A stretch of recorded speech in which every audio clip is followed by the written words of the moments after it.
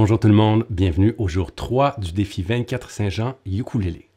Comme vous l'avez peut-être reconnu, aujourd'hui nous apprendrons ensemble la chanson la plus connue du groupe Beau Dommage et j'ai nommé La complainte du phoque en Alaska, ou pour les intimes parce que c'est nettement plus court, tout simplement le phoque en Alaska.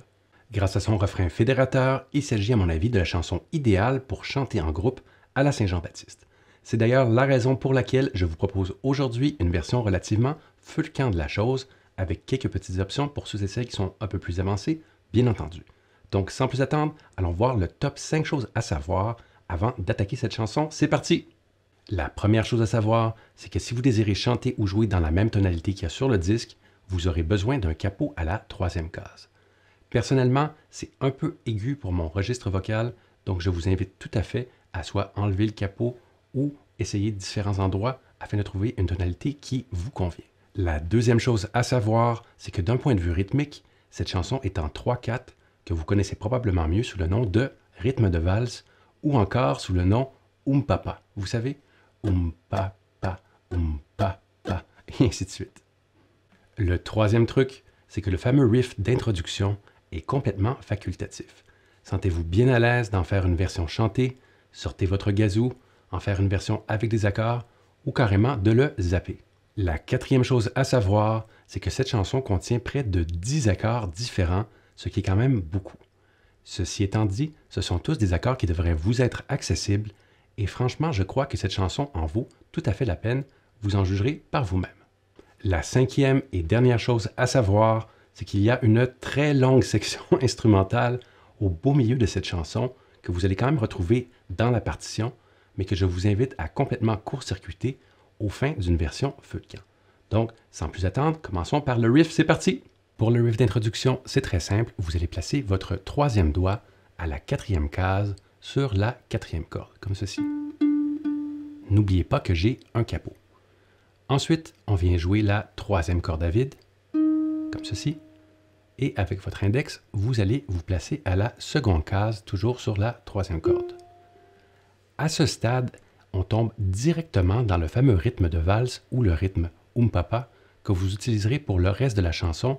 Donc, puisqu'on était rendu ici à la deuxième case, donc troisième corde, afin de faire le Do, le plus facile avec ce doigté, c'est de prendre votre second doigt ici.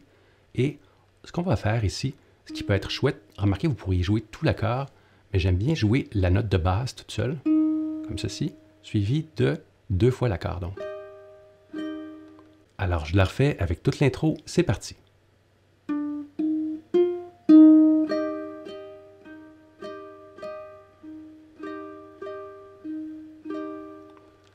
Si vous avez comme moi un ukulélé qui est accordé en Low-G, vous pourriez alterner au niveau des basses. Donc, la première fois, on joue la troisième corde à vide, comme ceci, suivi de 2 fois l'accord. Et la deuxième fois, on vient jouer la quatrième corde à vide, comme ceci, suivi de 2 fois l'accord. Bien entendu, vous pourriez ne pas vous préoccuper des notes de basse du tout et vous concentrer simplement sur les accords, quitte à jouer ce que j'appelle en zone, c'est-à-dire que vous pouvez bien entendu jouer tout l'accord, qu'il s'agisse de votre index ou de votre pouce, mais vous pourriez mettre l'emphase par exemple sur la portion qui est plus près de vous des accords ou celle qui est plus près du plancher, comme ceci. Donc ça donne par exemple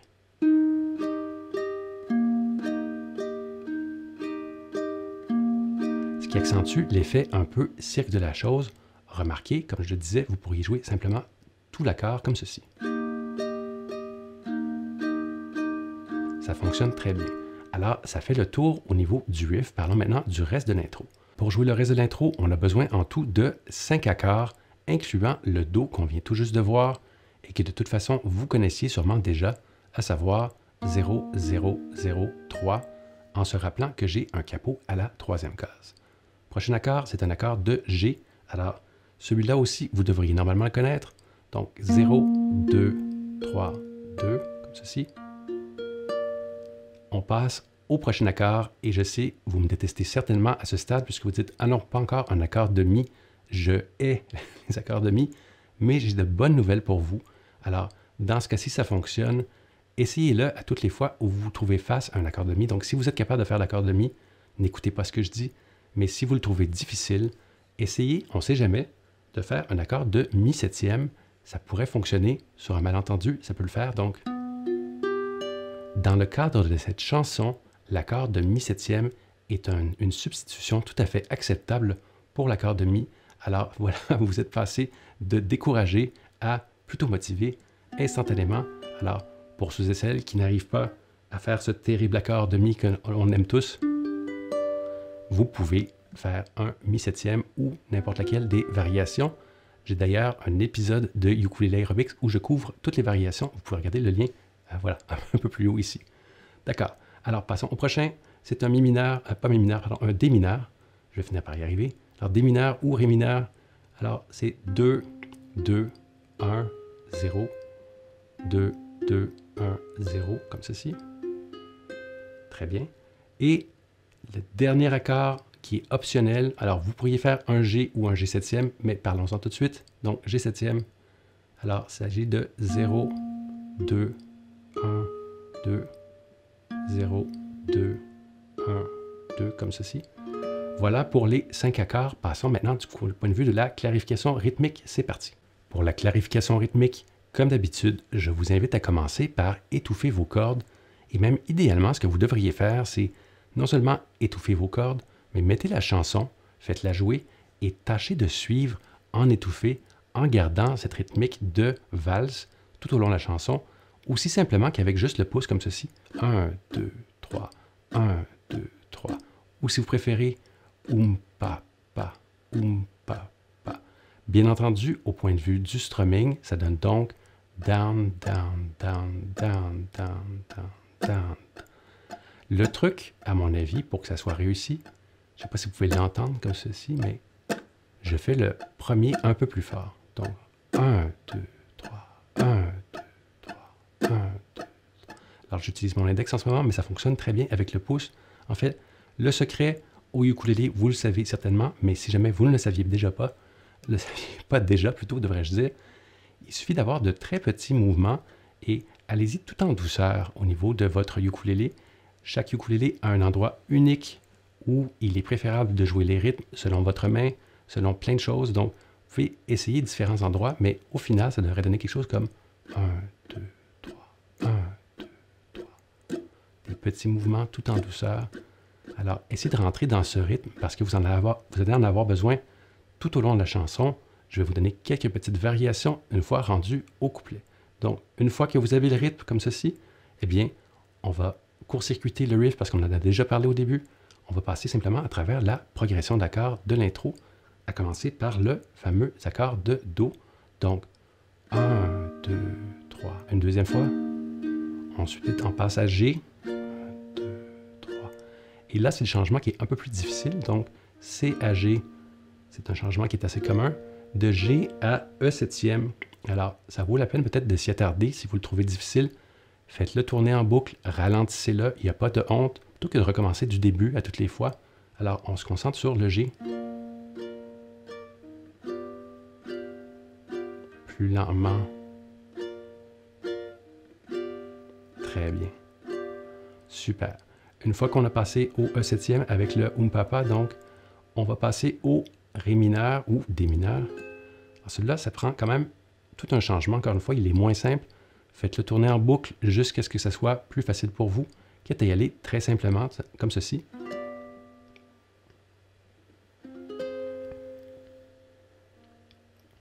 Normalement, une fois rendu à la 100e fois que vous faites ce changement, je sais que ça peut sembler beaucoup 100, mais à condition de prendre son temps et de rester détendu et de secouer votre main, comme ça, hors de la caméra, ça devrait le faire. Très bien. Une fois rendu ici, on passe au G, au Do et au G encore. Ou, si vous préférez, au G septième. C'est une question de préférence. Donc, tout ça ensemble, ça donne 1, 2, 3, 1, 2, 3, G, 2, 3, E septième, 1, 2, 3, Dé mineur, 2, 3, G, 2, 3, 1, 2, 3, 1, 2, 3. À ce stade, vous devriez être prêt et prête à jouer les couplets qui est la partie la plus intéressante de la chanson. Pour ceux et celles qui n'ont aucun intérêt pour les intros, alors le truc que je vous conseille, c'est que vous allez prendre le premier accord du couplet et vous allez rester sur cet accord jusqu'à ce que vous vous sentiez prêt et prête à chanter. Donc, quelque chose comme ceci.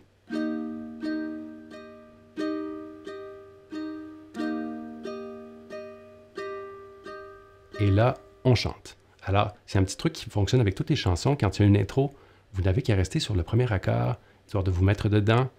Et avec un contact visuel, vous faites signe à vos collaborateurs, collaboratrices. Si vous êtes tout seul, c'est plus facile, évidemment, mais que c'est le temps de démarrer. Mais ça vaut la peine de rester sur un accord afin de se mettre dedans. Alors maintenant, voir les couplets, c'est parti. Pour ce qui est des couplets, ces derniers durent 16 mesures, dont vous connaissez déjà les 6 premières mesures puisqu'ils sont identiques à l'introduction, et 5 nouveaux accords. Alors, voyons tout d'abord ces 5 nouveaux accords. Le premier accord, c'est un accord de E mineur que vous connaissez possiblement. Alors, il s'agit de 0, 4, 3, 2, comme ceci. 0, 4, 3, 2, E mineur. Le prochain accord, alors, vous aurez besoin d'un La septième qu'on a déjà vu dans une autre chanson. Donc, premier doigt à la première case sur la troisième corde. Et toutes les autres cordes sont à vide comme ceci. Donc, 0, 1, 0, 0. 0, 1, 0, 0, ou l'alternative qui ressemble à un accord de La majeur, donc 2, 1, et on vient placer un doigt à la troisième case, comme ceci, sur la deuxième corde. Donc, ça donne ceci, 2, 1, 3, 0, 2, 1, 3, 0. Pour un à septième, allez-y à votre goût. C'est sûrement plus facile de faire celui à un seul doigt comme ceci. Prochain accord, c'est un accord de B septième. Alors, cet accord de B septième, c'est pas trop mal en fait. C'est un accord assez simple à faire. Vous allez vous placer à la quatrième case avec le troisième doigt, comme ceci, sur la quatrième corde. En tenant ça, on vient placer votre second doigt à la troisième case sur la troisième corde. Et finalement, on va placer votre index sur la deuxième case à la deuxième corde. Alors, la forme de cet accord n'est pas sans rappeler la forme d'un accord de E mineur. Tout ce qu'on a besoin de faire, c'est de déplacer le tout d'une corde plus près de votre visage. Voici l'accord de B septième, donc 4, 3, 2, 0. 4, 3, 2, 0. Le prochain accord, il est nouveau, mais franchement, c'est assez facile. C'est un accord de base. Alors, il s'agit de A mineur, donc à savoir 2, 0, 0, 0, comme ceci. Très bien. Et le petit dernier pour la chance, alors un accord de D. Celui-là, il n'est pas facile. Alors, le secret, c'est de pivoter comme ceci. 2, 2, 2, 0, comme ceci. Particulièrement quand vous avez un capot, ça veut dire que les cases rétrécissent. Si vous avez déjà remarqué, plus on se dirige vers le sillet ici. Donc, l'autre chose que vous pouvez faire, c'est changer la séquence des doigts, comme ceci. Ou carrément utiliser d'autres doigts, si c'est plus facile pour vous. Voilà, pour l'accord de D, donc 2, 2, 2, 0, ça fait le tour des accords. Au point de vue de la rythmique, je sais qu'on a déjà parlé du Papa, vous êtes bien réchauffé parce que vous avez suivi tout le disque, toute la chanson en percussion. Cela dit, pour ceux et celles qui sont un peu plus avancés, alors le truc, c'est qu'il s'agit de croche swing. Donc, down, down, down, ça peut fonctionner, mais vous pourriez également avoir une autre rythmique qui est plutôt down, up, down, up, down, up, down, up, down. Puisqu'il s'agit de croche swing, ça donnerait quelque chose comme ceci.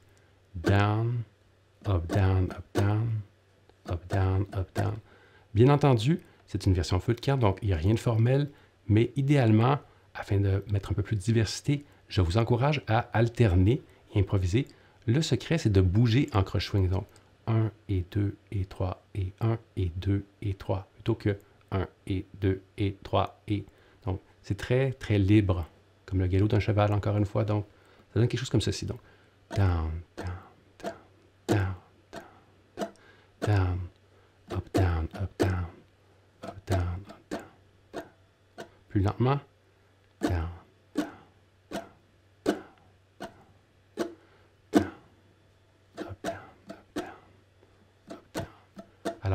trop se préoccuper de à quel moment on joue, qui est le truc.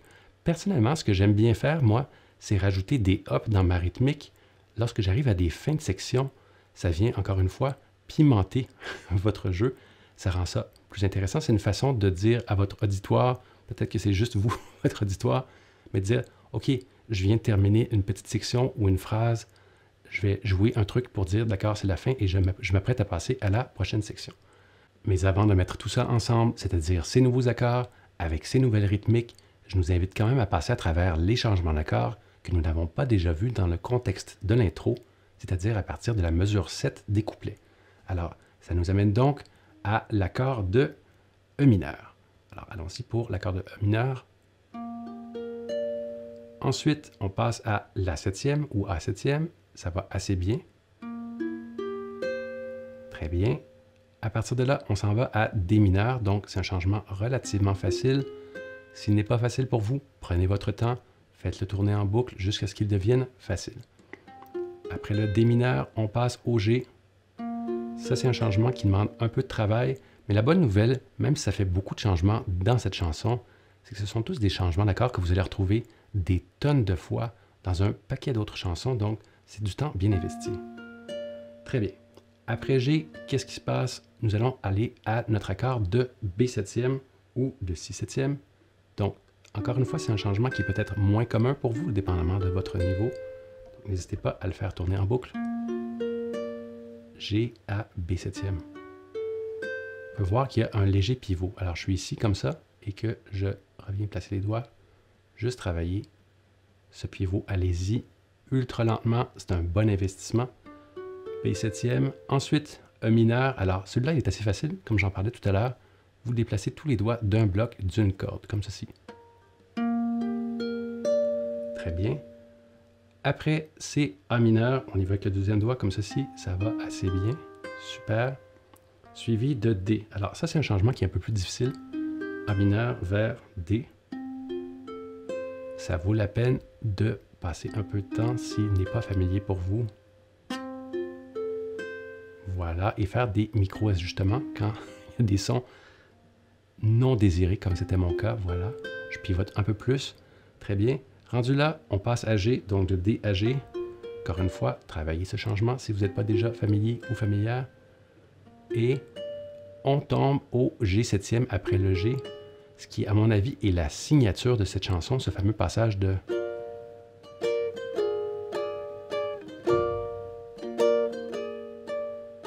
Voilà, alors mettons le tout ensemble avec la rythmique, c'est parti!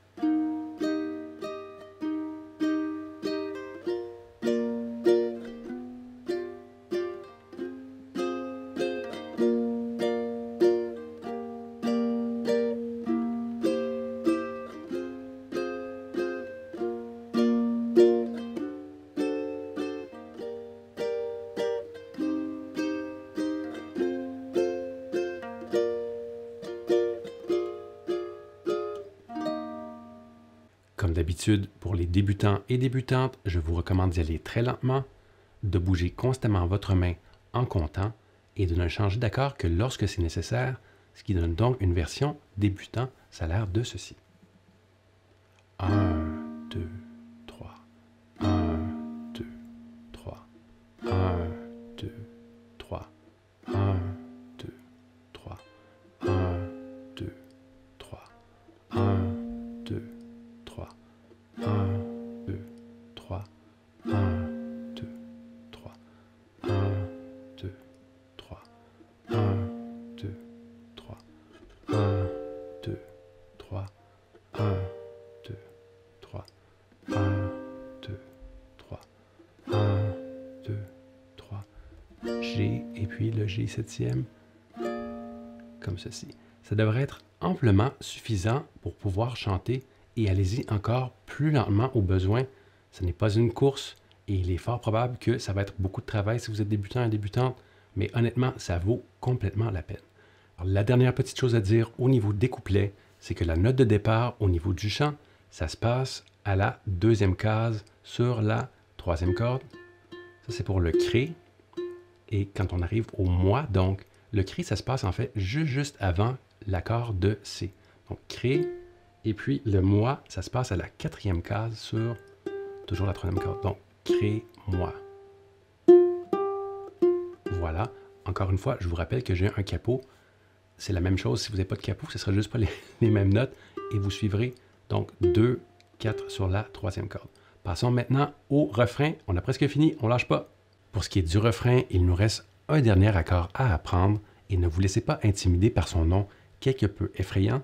Donc, F dièse dim ou son nom complet, Fa dièse diminué, en réalité ressemble à s'y méprendre à un accord que vous connaissez probablement déjà, à savoir le fameux Ré septième de style hawaïen, donc 2, 0, 2, 0. Voilà.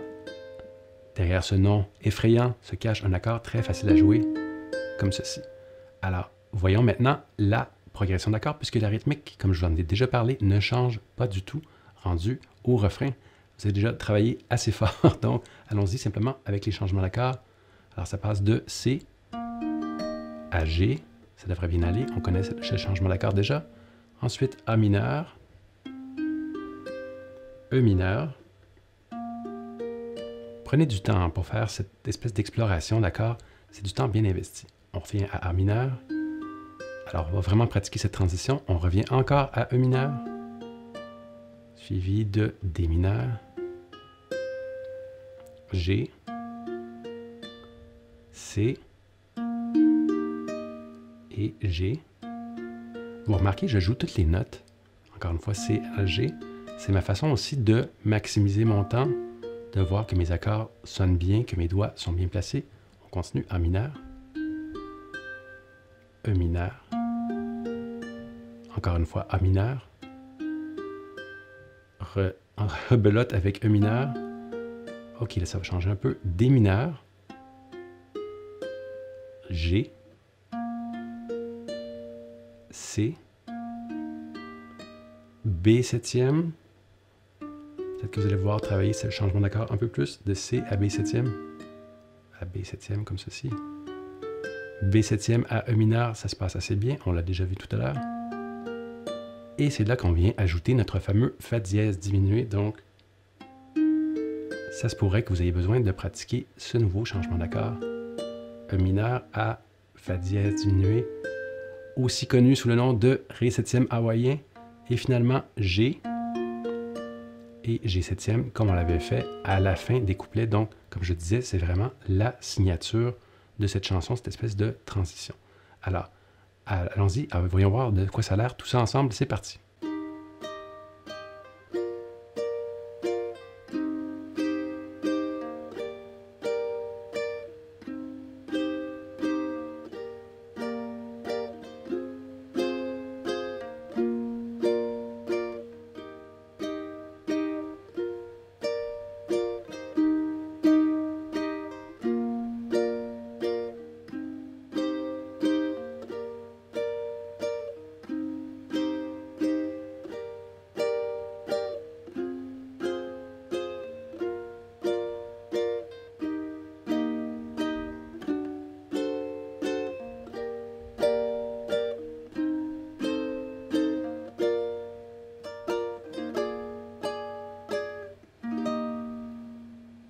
Pour la version débutant, on va faire exactement comme on l'avait fait pour les couplets.